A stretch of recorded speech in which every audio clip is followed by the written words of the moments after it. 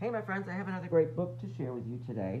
It is called The Last Stop on Market Street, with words by Matt de la Peña and pictures by Christian Robinson, who is quickly becoming one of my favorite book illustrators. So I hope you enjoy them as much as I do. I love the bright colors and all of the different people that you get to see in his great book. So let's get going on The Last Stop on Market Street. Like, see, look how pretty is that street, huh? And all those people enjoying it. CJ pushed through the church doors, skipped down the steps. The outside air smelled like freedom, but it also smelled like rain, which freckled CJ's shirt and dripped down his nose. He ducked under his Nana's umbrella, saying, "How come we gotta wait for the bus in all this wet?" "Trees get thirsty too," his Nana told him. "Don't you see that big one drinking through a straw?" CJ looked for a long time, but he never saw a straw. From the bus stop, he watched water pool on flower petals, watched rain patter against the windshield of a nearby car. His friend Colby climbed in, gave CJ a wave, and drove off with his dad. "Nana, how come we don't got a car?" "Boy, what do we need a car for?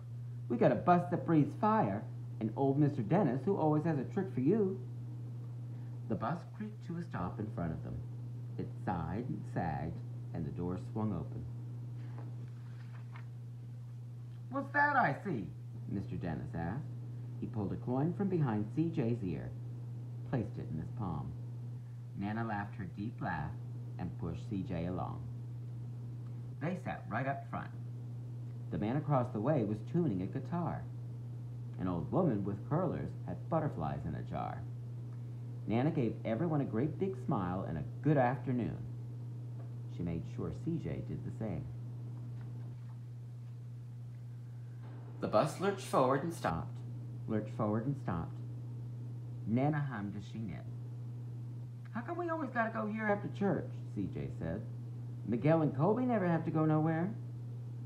"I feel sorry for those boys," she told him. "They'll never get a chance to meet Bobo or the Sunglass Man. And I hear Trixie got herself a brand new hat." CJ stared out the window, feeling sorry for himself. He watched cars zip by on either side, watched a group of boys hop on curbs on bikes. A man climbed aboard with a spotted dog. CJ gave up his seat. "How come that man can't see?" "Boy, what do you know about seeing?" Nana told him. "Some people watch the world with their ears." "That's a fact. Their noses, too," the man said, sniffing at the air.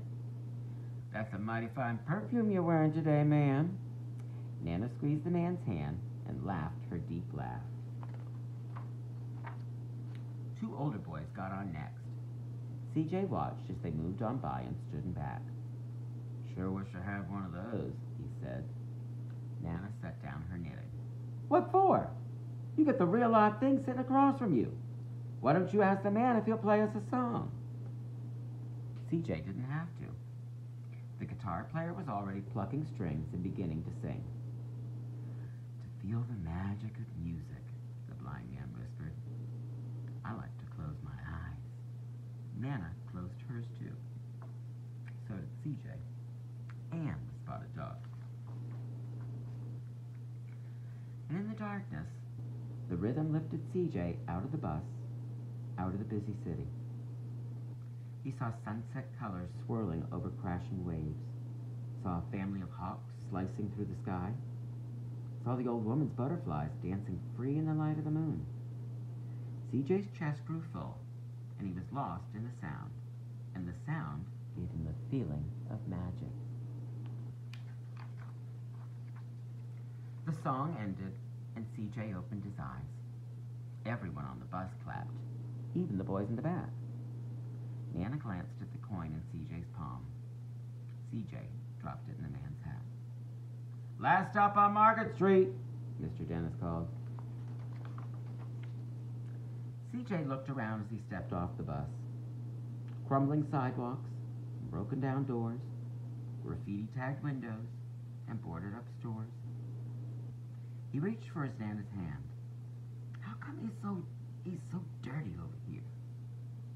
She smiled and pointed to the sky.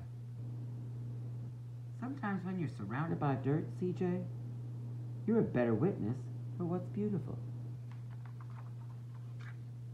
CJ saw the perfect rainbow arcing over their soup kitchen.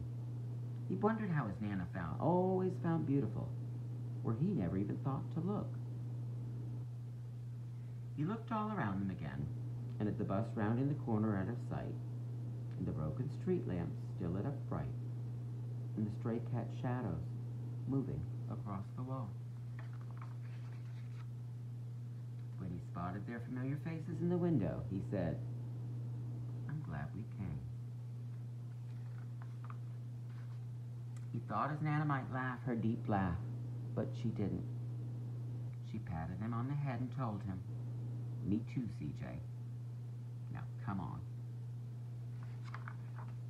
Oh, I just love this book. I think it's so fantastic. It reminds me of living in a city sometimes when, you do see some things that aren't always pretty. And there's times when it's really hard. But like his grandmother said, and I love this part, when he was pointing out all of the broken and dirty things around him, she smiled and she pointed to the sky and said, "Sometimes when you're surrounded by dirt, CJ, you're a better witness for what's beautiful." How true. You gotta keep thinking like CJ's grandmother like that. You keep finding that beauty. Even when you're surrounded by things that don't make you feel great, you gotta always remember to keep looking, because you will find it. I hope you enjoyed that book as much as I did. Have a great day, friends. Bye.